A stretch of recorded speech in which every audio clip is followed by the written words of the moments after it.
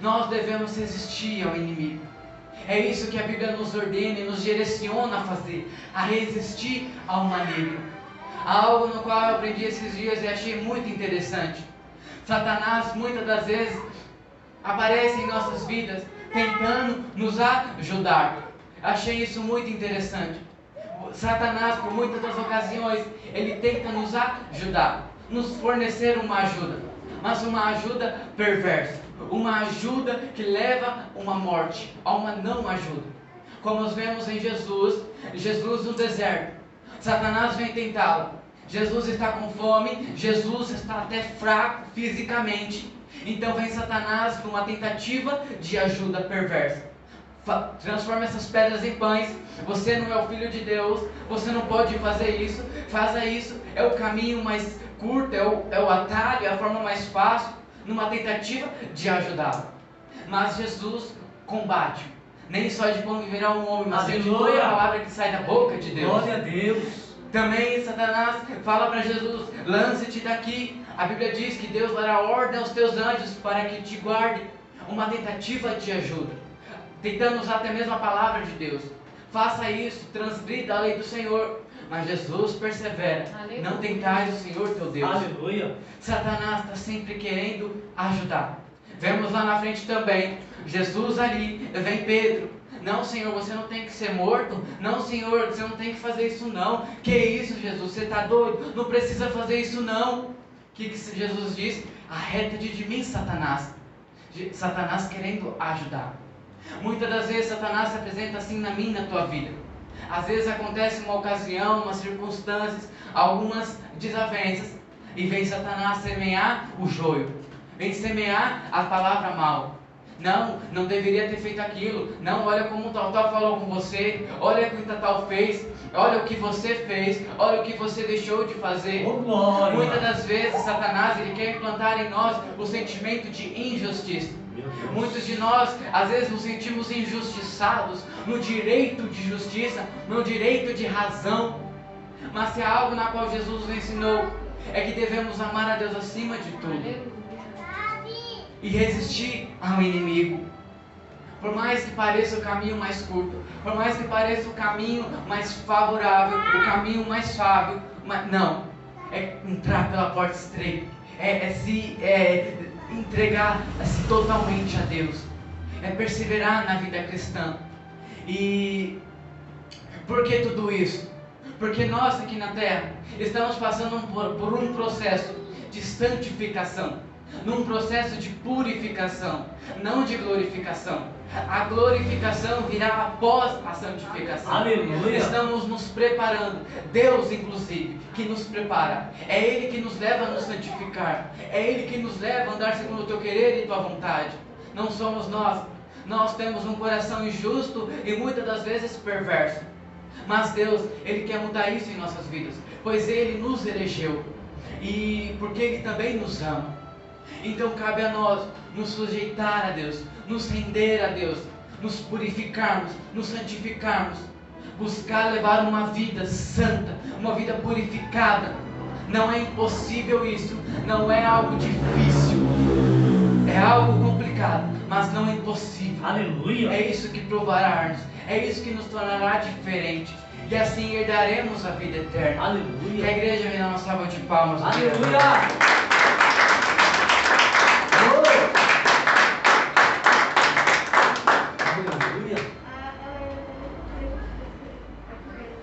Não devemos temer aos dias maus. Não devemos nos sujeitar aos dias maus. Há momentos em que acordamos com as nossas almas amarguradas, com as nossas almas afligidas, mas nós temos que sujeitar a isso. Muitas das vezes oramos, jejuamos, lemos a palavra de Deus, ouvimos uma palavra, mas aquele sentimento, aquela impressão, aquela opressão não se aparta, não vai para longe. Mas Deus permite isso para nos levar a uma maturidade, para levarmos a um crescimento espiritual.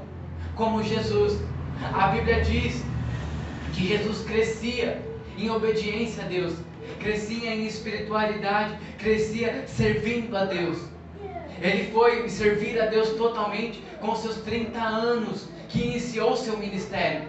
Nesses 30 anos ele estava sendo preparado, ele estava sendo forjado, ele estava sendo fortalecido por Deus, para que ele pudesse cumprir totalmente com o querer e a vontade de Deus. Aqui podemos ver por que Jesus teve que passar por tudo isso. Não que Jesus falharia, não que Jesus iria, não. É porque tudo tem o seu tempo, tudo tem a sua hora. Há momentos de nos fortalecer, há momentos de nós batalharmos, mas haverá momentos também de nos deleitar na presença de Deus. Haverá momentos em que se Deus irá atender aos nossos pedidos e aos nossos desejos, se estiver de acordo com a vontade dEle. E talvez, e na maioria das vezes, Deus sempre prepara algo a mais. Da mesma forma que achamos que estamos passando por algo impossível, por algo difícil, olhamos e imaginamos como eu estou passando por isso, como Deus está permitindo tamanha coisa sobre a nossa vida. É porque Ele também tem preparado algo maior, algo grande. Não queira receber algo grande da parte do Senhor, passando por pequenas lutas, enfrentando pequenos desafios. Se deseja algo grande, lutaremos por algo grande. Aleluia. E isso vemos claramente no Antigo Testamento. Reinos sendo conquistados, havia peleja, havia luta, havia combate, havia força, havia resistência. E não será diferente em nossas vidas. E que nós seguimos ao exemplo de Jesus Cristo. Muitas das vezes, Satanás vem nos tentar. Ele acha uma brecha em nós de sentimento de injustiça, de que estamos sendo injustiçados por alguém, ou até mesmo por Deus. Queremos até mesmo culpar a Deus por certas coisas, nos sentimos no direito de nos injustiçar, mas há algo no qual Jesus nos ensina, e a respeito disso, para estar terminando a mensagem, quero estar falando de algo que ocorreu por esses dias em minha vida. As aulas estão em retorno, e então eu ainda estou me readaptando ao retorno, ao acordar cedo e ir à escola, na maioria das vezes sou eu o responsável em levar a minha irmã à escola. Só que um dia antes de eu ir para a escola, eu disse aos meus pais que não seria possível e não daria para levar a minha irmã à escola. Nada foi dito e nada mencionado. Talvez se conversasse, daria um jeito, eu queria saber para me organizar. Mas como nada foi dito, nada foi conversado, o que fiz?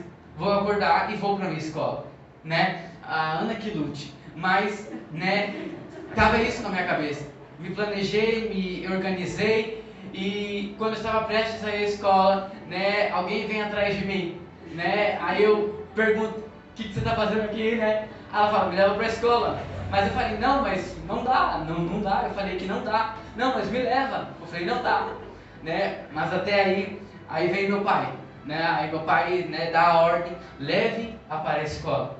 Eu me irei não pelo fato de levá-la à escola, mas por não ter me dito. Eu teria me organizado, teria me preparado para aquilo, Mas enfim, logo no começo da caminhada, estava com meus amigos, aí eu dei um toque para eles, eu falei, se eles quisessem seguir o caminho mais perto da escola, que eles podiam ir, mas como diz, os verdadeiros a gente sabe quem é, então foi todo mundo junto.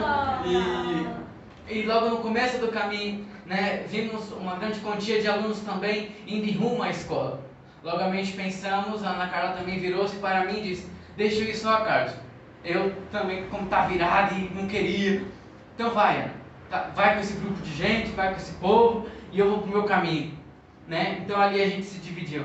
Não demorou muito para eu reconhecer e saber que eu estava em desobediência. Que independentemente do que havia ocorrido, a ordem de meu pai foi clara: leve a sua irmã para a escola. Então, não demorou muito para isso. Me preocupei, falei se algo acontece, Mas aí, quando eu retorno da escola, chego em casa, aí começa: por que não levou Ana para a escola? Por que aconteceu isso? Não, você fez isso, você não fez aquilo, e ficou. E no que eu me segurava? Não tinham me dito, não tinham me falado. E era isso no que me assegurava e me retaguarda. Mas também tinha desobedecido. Então, eu me resguardava e ficava naquela coisa, no meu lado, no que me favorecia. Ninguém me avisou, né? E houve contenda. Aonde há desobediência, há contenda. Há algo da qual Deus não se agrada, é desobediência.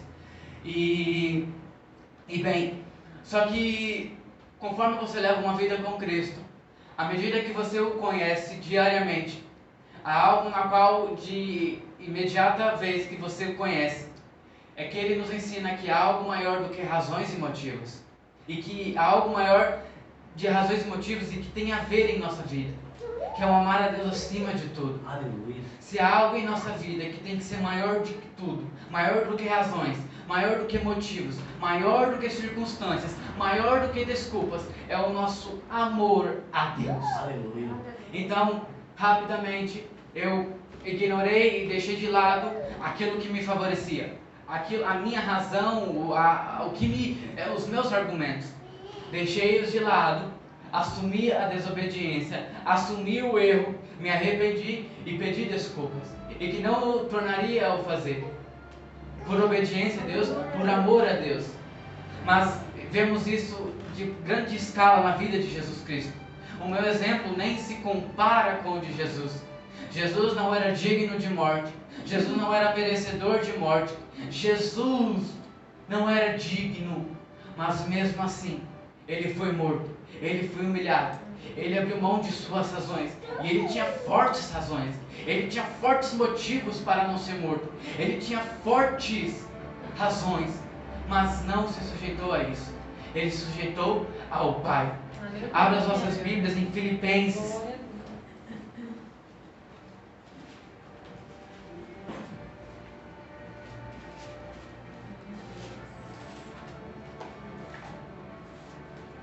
Filipenses,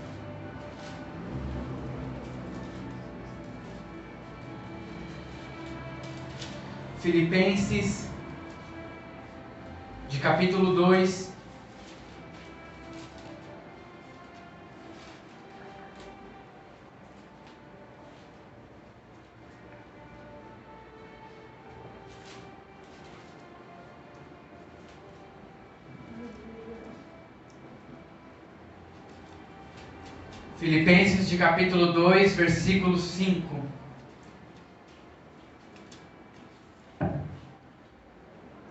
Todos acharam? E assim diz: de sorte que haja em vós o mesmo sentimento que houve também em Cristo Jesus, que sendo em forma de Deus, não teve por usurpação ser igual a Deus, mas fez a si mesmo de nenhuma reputação, tomando a forma de servo, fazendo-se semelhante aos homens, e achando na forma de homem, humilhou-se a si mesmo, sendo obediente até a morte, e morte de cruz. Por isso, também Deus o exaltou soberanamente. Ele deu um nome que é sobre todo o nome, para que ao nome de Jesus se dobre todo o joelho dos que estão nos céus e na terra e debaixo da terra, e toda língua confesse que Jesus Cristo é o Senhor, para a glória de Deus Pai. De sorte que, meus amados, assim como sempre obedecestes, não só na minha presença, mas muito mais agora na minha ausência, assim também operai a vossa salvação com temor e tremor. Por aqui, igreja. Aleluia. Aqui vemos claramente a Bíblia novamente Paulo dizendo que tomemos os mesmos pensamentos, sentimentos, independente, variáveis, traduções bíblicas, tá, como sentimento, pensamentos, atitudes. Mas o que está dizendo? Que sejamos como Cristo. Jesus, ele era filho de Deus, ele era igual a Deus, mas não usurpou. Ele não tentou ser igual a Deus ou ter adoração somente para si, tomar o lugar de Deus. Mas ele tomou-se o lugar de homem, e não só aí, tomou o lugar de servo e se humilhou a si mesmo. Aleluia. Ele foi humilhado, ele foi morto, ele foi cuspido, ele foi tratado como um animal, como um maldito, para morrer no meio no teu lugar, para que herdarmos a vida eterna, para perdão de nossos pecados, para nossa purificação. Tamanha razão ele tinha para não se sujeitar a isso. A Bíblia diz que antes dele ser traído, antes dele ser tomado pelos soldados, ele suava gotas de sangue. Ele suava, ele se angustiava, sua alma estava aflita.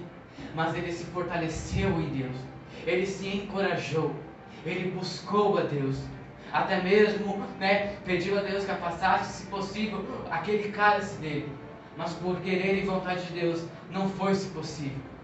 Então, ele foi pego, maltratado, morreu no meu lugar, mas hoje, ele vive e reina, ele está à direita do Pai, ele hoje, ele julga, ele nos advoga diante ao Pai, e que nós sejamos igual a Deus. Não é impossível, não é difícil, não é um bicho de 7 cabeças, é apenas uma rendição, é apenas uma dedicação, é apenas uma entrega total a Deus. E isso é sermos cristãos, isso é perseverarmos numa vida cristã. E não se preocupe, da mesma forma que Jesus ele sofreu, combateu os dias maus, ele também foi glorificado. Há uma glorificação que espera aqueles que perseveram numa vida cristã. Aleluia. Mas antes disso, devemos lutar por isso, perseverarmos por isso. Amém? Que a igreja venha se colocar de pé.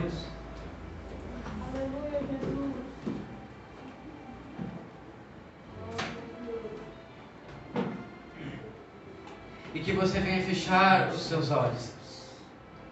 Não peça nada a Deus, mas anseie em conhecê-lo.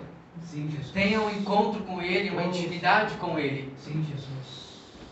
Isso torna a vida muito mais fácil. Que você não deixe de ser cristãos porque outras pessoas não têm sido cristãos. Não deixe de tomar a postura de cristão porque outros têm desonrado a postura de cristão. Seja você um exemplo de cristão. Seja você um imitador de Cristo.